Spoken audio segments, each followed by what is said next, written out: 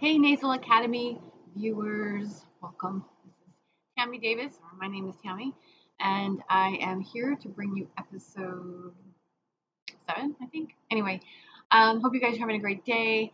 And I thought I would talk a little bit today about mental clarity, that brain fog that gets to us.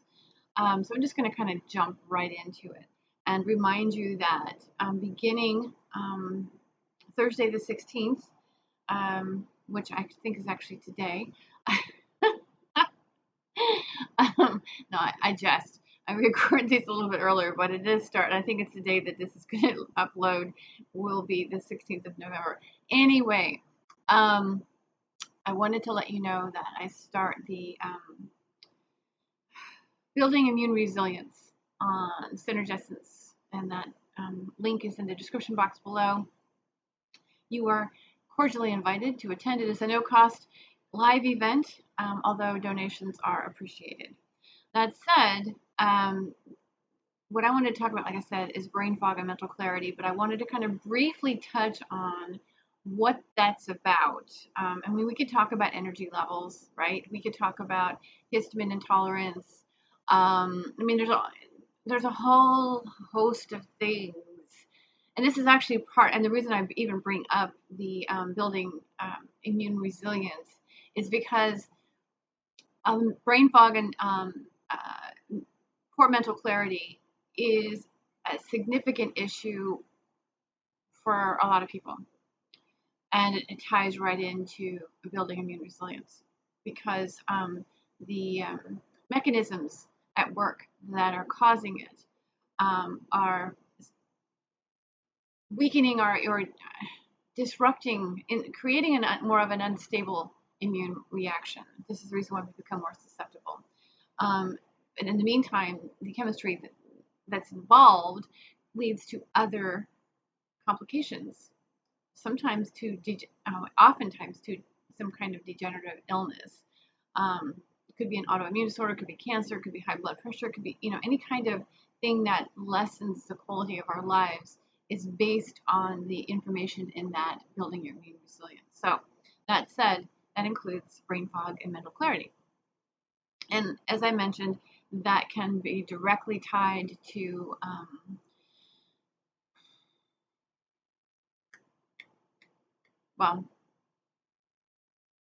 histamine. Wow, that was a brain fart. Anyway, histamine intolerance, or histamine, just put it that way, which ties back into the stress reaction. And so I'm going to give you 4 oils that you can use. You can use them independently, but single notes are, for as good as they are, number one, you make sure you know the quality of your oil, but combining at least 2, you create that synergistic effect.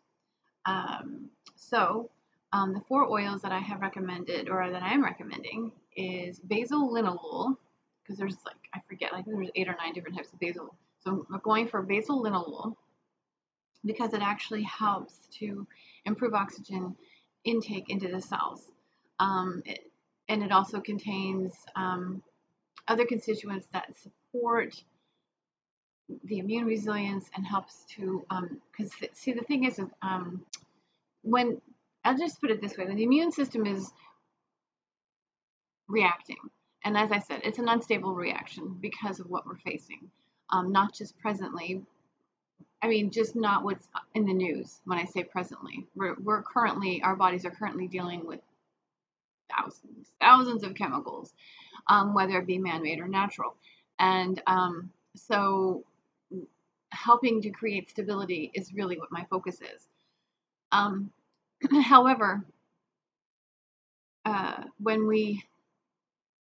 because of that instability, the body begins to produce high levels of mast cells, because let's face it, a threat is a threat. The body cannot distinguish the difference between an immediate or, if there's something happening that's registering as, warning Will Robinson kind of thing, everything starts to be, major chemical reactions are occurring. Again, however, when it's an unstable system, Oftentimes it leads to the release of mast cells because mast cells actually help to regenerate tissue. That's how it, if there's an injury, a physical injury.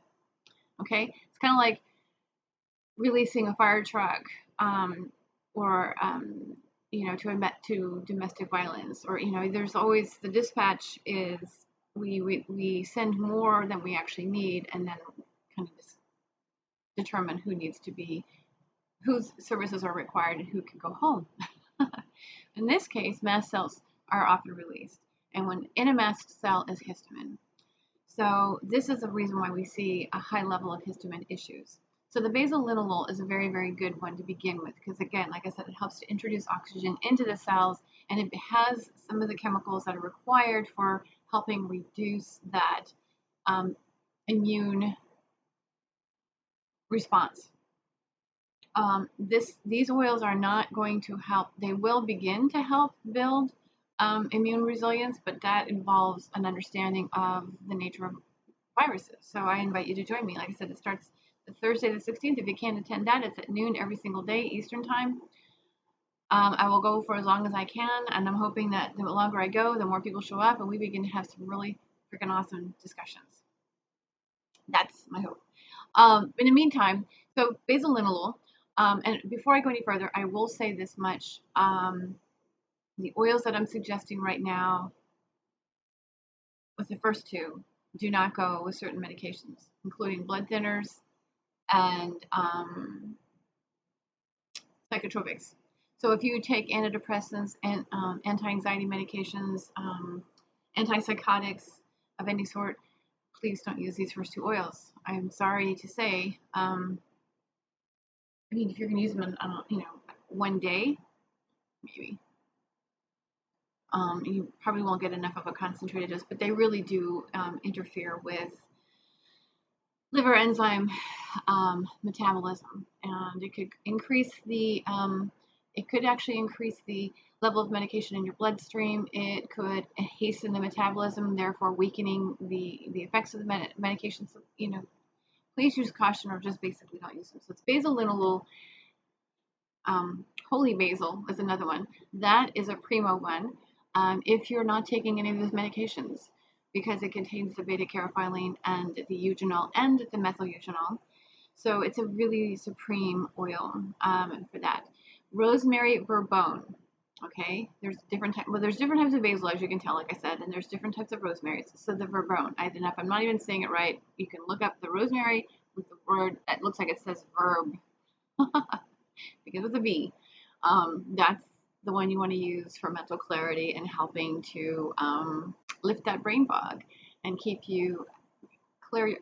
I used to actually use rosemary when I was in college, so it was a couple of years ago, because I had a 7 a.m. class, and I was just not having it. So I used to use it in class. And after that, I recommend thyme linalool. Okay, thyme linalool. Now, that said, thyme linalool is not recommended for anybody, kind of like the basal linalool. And it's, again, if you're taking any kind of sedative, actually any of these oils, now that I say that, any of these oils do not mix well with sedatives. So you might be looking at me going, well, now what the hell do I do if I have brain fog and I can't use these oils? Well, my suggestion would be to go to work with your digestion, and we can work with your digestion with your sense of smell, but I can't make specific recommendations because the span of medications on the market.